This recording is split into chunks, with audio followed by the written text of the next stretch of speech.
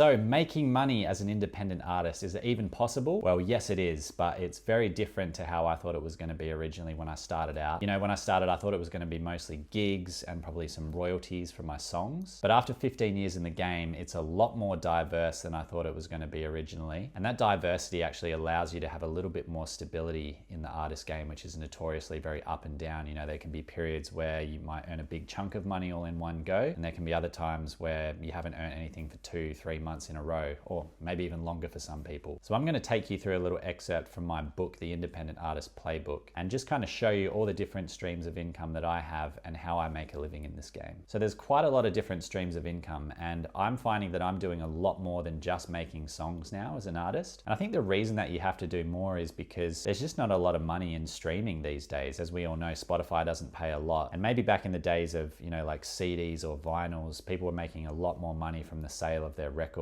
Whereas now, unless you're streaming like crazy, the streaming side of things just isn't enough to provide a full-time living. So this is probably going to differ from artist to artist, but for me personally, my number one income source is sample packs. And that's from companies like Loop Masters and Splice. I've got a bunch of Splice packs out there. You can check out my Disco Gem series and my Future Funk and Soul series. Yeah, the royalties from sample packs are by far my biggest earner. And that's probably down to the fact that you get quite a high royalty rate per individual download of a sample. Whereas with streaming, you know, the royalty rate is so low that it's really hard to, even when you've got millions and millions of streams, it's hard to build that up to a point where you can actually make a full-time living from streams alone. So for me, sample packs are number one. And then second is streaming. So I'm lucky enough to have been on Spotify for quite a while now. I think I released my first track on there back in 2016 or 15 or something like that. Maybe even earlier. I think I had a remix up there in 2014, my Chasing Forever remix by Set Mo. That did quite well. So I built up a little bit of a following on Spotify, and I've just been releasing music pretty consistently over the last 10 years on there. So I built up the streaming now to a point where I've got a decent sized catalog. The streams are bringing in an okay amount of money, and I've also just started my own record label as well. And I really believe that for independent artists, that releasing your music on your own record label or just through a distributor really is the way to go, because a lot of the things that labels are doing, we can do ourselves. And I sort of break that down in the book, all the different ways that you can get streams and promote your music without the need for a record label. And in third place is publishing. And what publishing is, whenever you create a song, there's two main sides to it. There's a few smaller ones as well, but the main ones are your master royalties and your publishing royalties. Master royalties are all related to the specific sound recording. So the example I like to use is if you have, let's say you do a cover of an old song, the composition, which is the underlying music, melodies and chords and all that kind of stuff, that belongs to the person who writes the original song. But the actual recording of that song, if you record, you know, you play a version where you record guitar, you record yourself singing, or you make a cover of that song, you own the recording, the master recording, as long as you use entirely original parts. So those are the two main sides to a song. And music publishing is a place, if you know how to leverage that and how to, you know, register your songs in all the right places, you can collect publishing royalties if your songs are getting played on radio or getting streamed. There's some pretty good money in publishing. And that's another thing I also show you how to do in the book. And then in fourth, it's DJ gigs. So for my live performance side of things, I do DJ shows. And usually for DJ gigs, you know, you're getting a set fee, a fixed fee where you get paid to perform. Sometimes they'll pay for the flights and accommodation as well, but that's kind of up to you to negotiate with the promoter or the person who's running the event. And most of these gigs just come through online, social media for me, or Spotify, people who either hear my music and they like it, or maybe they see some performance stuff of me on Instagram or TikTok. Most shows just come through that. So that's why it's really important to get yourself out there on social media, just as a showcase to promoters and to people you want to work with, to show them what it is that you do as an artist. And next we've got remixes. And what usually happens when you do a remix is the industry standard is that you get a flat fee. So the original royalties and all of the, you know, the publishing and the master royalties, they'll stay with the original writers and artists, and the remixer will just get a flat fee for their work. But you can also negotiate percentages and splits on both of those sides depending on the situation. So again, that's sort of up to you to negotiate, but the industry standard is just to do a flat fee, and the original artists, they keep all the royalties. And then some of the smaller slices, we've got third-party production. And what that is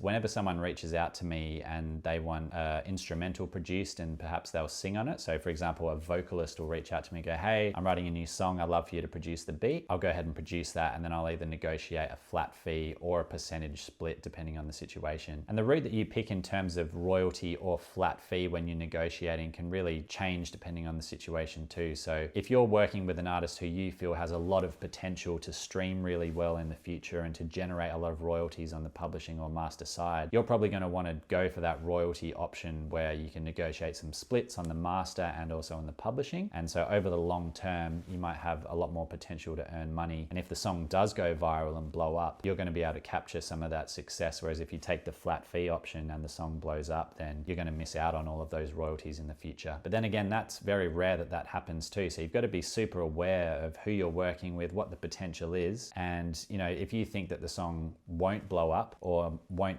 have the potential to do really well, then maybe that flat fee option is a bit more attractive because you get the money up front and you don't have to wait years and years to earn a royalty that's worth the time and effort that you've put into doing that song. And then there's paid content. So what that is when you start building up a little bit of a following on social media, companies and people, they're going to reach out to you and ask you to make content for them in exchange for usually a flat fee. So you'll make a video, they'll pay you a fixed amount of money, and that's usually how that goes. And then the other side of that is affiliate marketing here, which you can see makes up 2%. And affiliate marketing is where a company will reach out to you. Let's say they have a plugin or an instrument that they want you to promote. You'll make some content for that video and you'll have a special referral link. And what happens is you put that referral link in your bio or in your link tree or whatever. And when people click on that referral link and buy the product, you'll get a commission, you'll get a percentage of the sale price. So that can be a really good way. Again, once you build up your social media channels, if you feel there's a product out there that aligns really, really well with your brand as an artist,